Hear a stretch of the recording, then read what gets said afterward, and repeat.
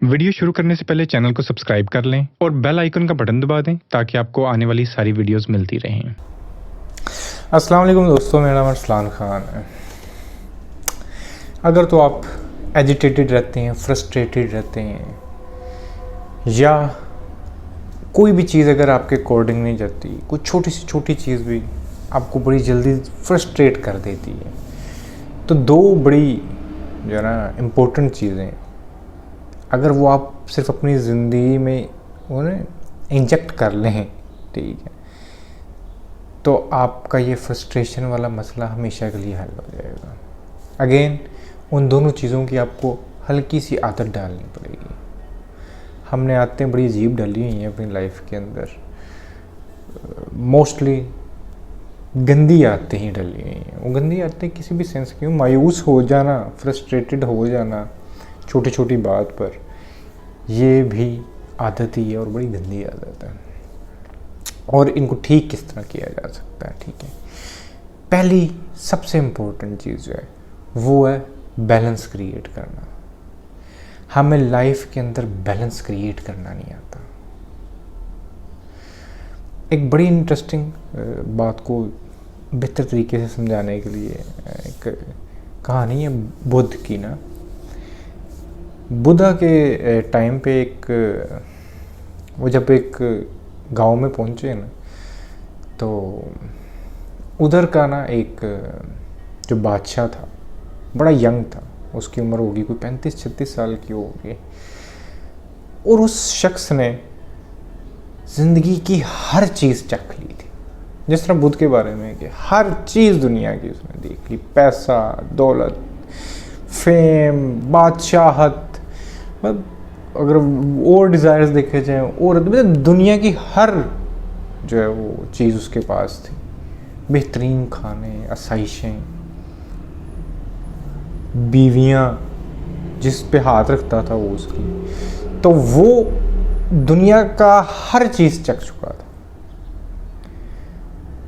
और उसके बारे में जब वो बुद्ध उस जगह पे जा रहे, उनको कई लोगों ने मना भी किया कि यार जी पागल सा बंदा है वो, ऐमी को बदतमीजी ना कर दे आपके साथ। अच्छा, हुआ बड़ा इंटरेस्टिंग, जब बुद्ध उस जगह पे पहुंचे तो सबसे पहला इंसान जो बुद्ध के पैरों में जाके गिर गया था वो वही बादशाह था। और उसने जाके बोला कि मैं थक गया, रस ख़त्म हो गया ज़िंदगी का, मुझे कोई चीज़ कि अच्छे अच्छे खाने, पकवान, ये बीवियाँ, ये सब कुछ जो भी है, ये बादशाहत, सब देख लिया है, मुझे सुकून नहीं मिला है। तो बड़े बड़े और भी लोग देखे, गुरु शुरू, पर ना उनके अंदर मुझे कुछ चीज़ नज़र नहीं आई, उनके अंदर कोई दरवेशी नज़र नहीं आई। आप जैसा फ़कीर मैंने आज तक नहीं देखा, मुझे भी यही फ़कीरी चाहिए। तो मुझे जो है ना अपना शागिर्द बना लें, जो भी साधु बनना चाहता हूँ मैं आपके पास। बुद्ध ने कहा ठीक है, आ जाओ तुम। वही वो ऑरेंज सा चोला जो पहना होता है मॉन्क्स वगैरह ने, वो उस तरह वो पहन के तो वो बुद्ध के साथ चलना शुरू हो गया। अच्छा, कुछ अरसा गुजरने के बाद एक बड़ा अजीब काम होना शुरू हुआ। ज़ाहिर है इनके अपने एक रिचुअल्स होते हैं, ये मॉन्क्स वगैरह के, जो भी वो बुद्ध के साथ जो रहते हैं, इनके अंदर ये होता है कि मतलब थोड़े अरसे के लिए आपको खामोश होना पड़ता है, थोड़े अरसे के लिए आपको भूखा रहना पड़ता है, मतलब बड़ी चीज़ें आपको सेक्रीफाइस करनी पड़ती हैं। इनके स्टेप्स होते हैं, मेडिटेशन करनी पड़ती है, कोई आधा घंटा करता है, कोई 2 घंटे करता है। अच्छा, ये जितने भी रिचुअल्स थे, जितनी भी ये चीज़ें थी, वो इंसान इस सब के अंदर हर जो बाकी मॉन्क से 10-15 गुना आगे होता था। अगर कोई 6 घंटे के लिए भूखा रहता था, वो 12-12 घंटे के लिए भूखा रहता था। कोई धूप के अंदर आधा घंटा चलता था, या पूरा धूप के अंदर पूरा पूरा दिन चलता रहता था। कोई कम अपनी नींद थोड़ी कम करता था, या सोना ही छोड़ देता था कई कई दिन के लिए। और वो इतना ज़्यादा ये सब कुछ करता था कि बाकी लोग फील करते थे कि यार ये क्या। वो बड़े गुड्डम बुक्स में भी आना शुरू, उधर भी उसने ज़ाहिर है वो बादशाहत उसने जगी थी, यूनिक रहा है पूरी ज़िंदगी, तो इधर भी उसने वो एक यूनिकनेस शो की कि देखो मैं सबसे जो है ना आगे हूँ। हद से ज़्यादा गिर चला गया आगे। तो जब ये खबर बुद्ध तक पहुंची तो बुद्ध उसके पास गए। अब उन्होंने जो उसको बात बोली ना, वो बड़ी पते की बात थी। उन्होंने कहा कि मैं कोई इंस्ट्रूमेंट तो नहीं बजा सकता। बुद्ध ने उसे कहा, मुझे नहीं बजाना आता, बट मुझे ज़िंदगी की धुन का बिल्कुल आइडिया है और मुझे पता है इसकी धुन किस तरह बजती है। आप किसी ये इधर मेरे पास तो यहाँ पे गिटार वगैरह ये वो जितने भी होते हैं ना इंस्ट्रूमेंट्स पड़े होते हैं, सितार, गिटार, तो उन्होंने बोला कि इनकी तारें नहीं होती, अगर इसकी तारों को बहुत ज़्यादा कस दोगे ना तो टूट जाएंगी, और बहुत ज़्यादा ढीला छोड़ दोगे तो बीच में से कोई धुन नहीं निकल सकती, वो स्ट्रिंग बजेगा ही नहीं। तो पहले जो तुम्हारी ज़िंदगी की जो स्ट्रिंग थी ना, वो बहुत ज़्यादा ढीली थी, उसको उस पर कोई सुर निकल नहीं था सकता, और अब वो इतनी ज़्यादा तुमने कस दी है कि किसी दिन टूट जाएगी। तो ज़िंदगी गुजारने का जो तरीका है ना, वो है बैलेंस। बैलेंस क्रिएट करो। तार बिल्कुल बराबर तनी होनी चाहिए, ना ज़्यादा ना कम, फिर ही उसमें से ज़िंदगी की धुन निकल सकती है, कोई संगीत बज सकता है या वो इंस्ट्रूमेंट बज सकता है। तो उस ज़िंदगी को आपने पहले तो बैलेंस में लेके आना है। हम बहुत ज़्यादा अग्रेसिव रहते हैं, हमें हर चीज़, मैंने लोगों को देखा, आपने कभी देखा है एडिक्टेड जो होते हैं लोग क्या करते हैं? ठीक है, अगर आपको करते हैं, अव्वल तो इंतहाई बेहुदा और बकवास किस्म की चीज़ है अगर आप किसी भी किस्म की एडिक्शन का शिकार हो, बट वो उधर सडनली बैलेंस खो देते हैं। लोग हैं, मेरे अंदर गुस्सा बहुत ज़्यादा था, ठीक है, बहुत, मैं बचपन से बहुत ज़्यादा गुस्सीला था, मेरी घर में ही धाना बोलते थे, बचपन में ही लड़ाइयाँ ये वो फलां, बहुत ज़्यादा ये सारी चीज़ें थी।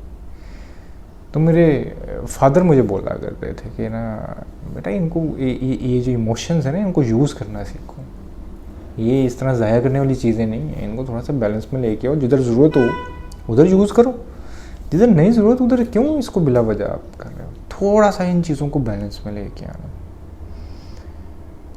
सबसे पहला स्टेप आपका यही है।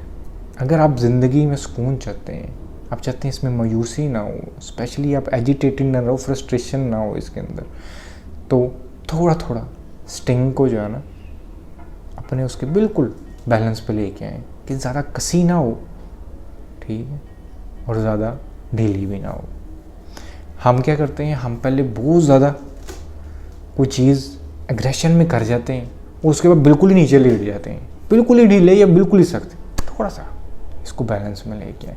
तो ये पहली चीज़ है कि ज़िंदगी बैलेंस में लेके आए आप, ठीक है, ताकि अगेन उसमें से कोई धुन निकल सके, वो इंस्ट्रूमेंट यूज़ हो सके। दूसरी, वो इस स्टेप के बाद ही आ सकती है चीज़, क्योंकि जैसे ही बैलेंस क्रिएट होगा उसके बाद आपने जो एक चीज़ अपनी ज़िंदगी के अंदर इंडल्ज करनी है, ऐड करनी है, वो है ग्रेटिट्यूड।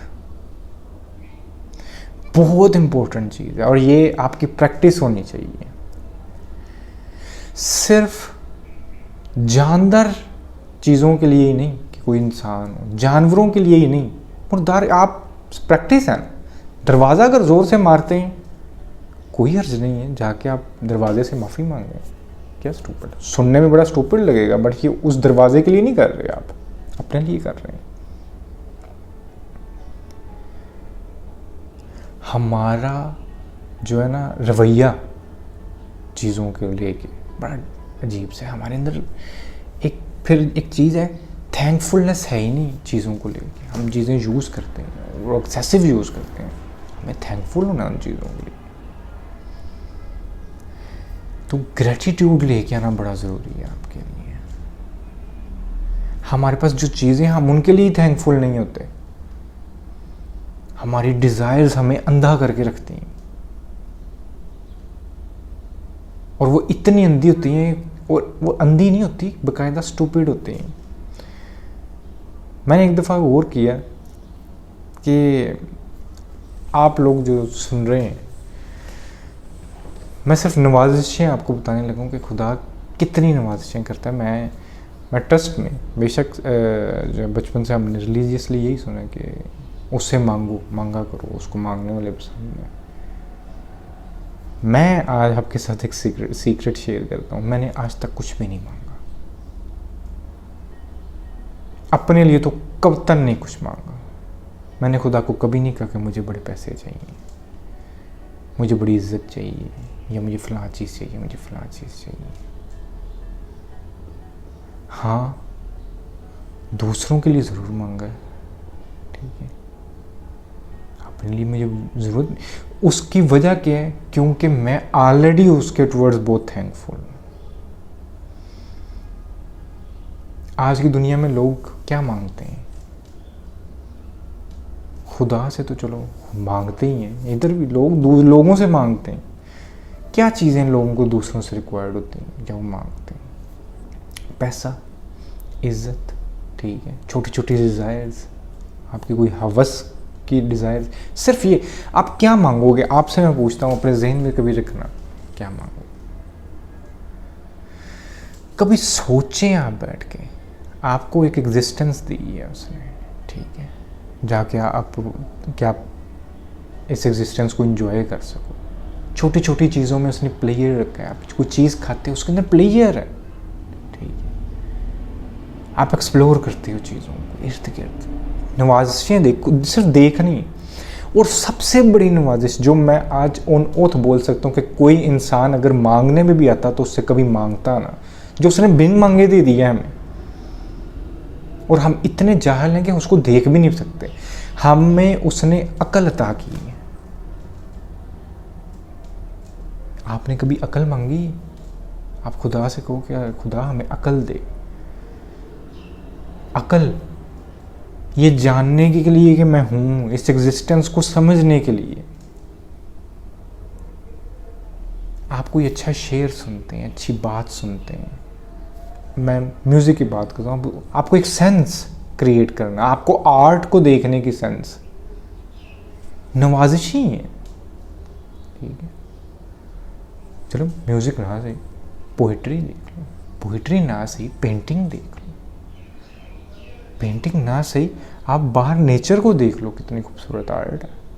आपको आर्ट को देख सकना, फिर उसको एंजॉय कर सकना, ये अकल आपको नवाजी। आप कभी मांगते ही चीज़? कभी भी ना मांगते, उसने बिन मांगे दे दी। कितना थैंकफुल हो सकता हूँ। तो ये ग्रेटिट्यूड, ये थैंकफुलनेस हमें अपने अंदर लेके आनी है कि हम शुक्रिया अदा कर सकें कि जो कुछ हमें मिला है, ठीक है। हमारी डिज़ायर्स हमें अंदर रखती हैं। हम अजीबो-गरीब फजूलियात मांगते फिरते हैं और उनके ना होने पे हम फ्रस्ट्रेट हो जाते हैं। मैं तो आपको ये भी नहीं कह रहा कि सिर्फ पॉजिटिविटी देखो जी, पॉजिटिविटी देखो। पॉजिटिविटी के अलावा है क्या चीज़ है? कभी गौर कीजिएगा आप। ये अमीरी, ये गरीबी, ये मजूरी, ये बीमारी, ये सारी चीज़ें जो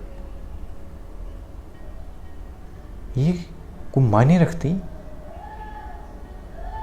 मायने क्या रखता है कि आपको ये एग्जिस्टेंस नवाजी गई है, इसके अंदर जो कुछ इर्द गिर्द दिया हुआ है, और उससे ज़्यादा बेहतर अंदाज में अगर मैं किसी बहुत बड़े अरस्तू को भी बुला लूँ, वो इस हद तक भी नहीं सोच सकता जो चीज़ें हमें प्रोवाइड कर दी गई हैं प्लेजर्स के लिए। कभी उसको एक्सप्लोर तो करें। आप दंग रह जाएंगे कि हम कितने ब्लेस्ड हैं। ये जो माइनर छोटी छोटी चीज़ें ना, पैसा नहीं है, औरत नहीं है, ये नहीं है, फेम नहीं है, ये तो बकवासियात, ये तो बच्चों की गेम है, बच्चों की बातें हैं। थोड़ा सा ऊपर उठें। एग्जिस्टेंस जो है, आप अपने अंदर ही सिर्फ डूबना शुरू कर दें, बाहर की चीज़ तो बात की बात है। ये ज़िंदगी बहुत छोटी है, ट्रस्ट में, ये ज़िंदगी बहुत छोटी है अपने अंदर डूबने के लिए। बात अच्छी लगी तो नीचे लाइक और सब्सक्राइब कर देना। आज के लिए इतना ही पैगाम था। अल्लाह हाफ़िज़।